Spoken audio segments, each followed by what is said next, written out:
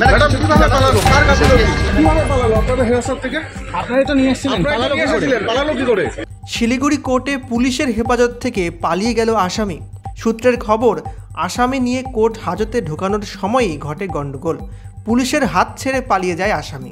শনিবার ঘটনাকে কেন্দ্র করে ব্যাপক চাঞ্চল্য ছড়িয়ে পড়ে কোর্ট চত্বরে। পুলিশ সূত্রে খবর, অভিযুক্তর নাম বিকাশ কার্কি।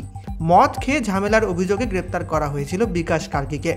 তাকে শিলিগুড়ি মহকুমা পরিষদের অন্তর্গত খড়িবাড়ি থানার পানিট্যাঙ্কি ফাঁড়ির পুলিশ শুক্রবার গ্রেপ্তার করেছিল। থানা থেকে 8 জন আসামির কাগজ জমা পড়ে শিলিগুড়ি মহকুমার দেওয়ানি এবং ফৌজদারি কোর্টে। কিন্তু কোর্টের জেলে 7 জন আসামিকে শনাক্ত করা গেলেও বিকাশের কোনো খবর নেই। তখনই টনক নড়ে পুলিশের। মুহূর্তের মধ্যেই এলাকায় চাঞ্চল্য ছড়িয়ে পড়ে।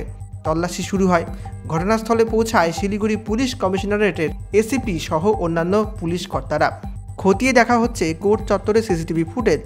অন্যদিকে ঘটনাকে কেন্দ্র করে শিলিগুড়ি পুলিশ কমিশনারেটের এসিপি টি রবিন বলেন, আসামি এখান থেকেই পালিয়েছে কিনা সেটাও খতিয়ে দেখা হচ্ছে।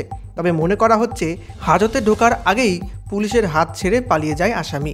গোটা ঘটনা তদন্ত করে দেখছেন তারা। সিসিটিভি পুরো দেখলে বুঝতে পারবেন ইনকোয়ারিটা কমপ্লিট হোক তারপরে কিভাবে পালালো সেই তো বলছি, ইনকোয়ারিটা কমপ্লিট হোক তারপরে বলছি। ফুটেজে কি পাওয়া গিয়েছে কার গাফিলতি স্যার? ফুটেজ দেখবো। এটা তো সেকেন্ড টাইম, এটা সেকেন্ড টাইম হলো এই কোর্ট থেকে খুব সম্প্রতি সময়ের মধ্যে কোর্টের নিরাপত্তা তো খুবই ঢিলাঢালা। একটা প্রশ্ন তো উঠেই যাচ্ছে স্যার, এটা নিয়ে তো একাধিকবার হলো কোর্টের থেকে আসামি তো আমরা পালিয়ে বলছি, দেখছি ইনকোয়ারিটা হোক, দেখছি। স্যার কারোর এগেইনস্টে মানে এটা ডিপার্টমেন্টাল কি ইনকোয়ারি কি জেল হচ্ছে? পুলিশ না খড়িবাড়ি পুলিশ, কার কোন পুলিশের গাফিলতি? নথিং মোর, বাস হয়েছে। স্যার ডিপার্টমেন্টাল এখন ইনকোয়ারি আমি বলছি, কোন ডিপার্টমেন্টাল ইনকোয়ারি কি শুরু হবে?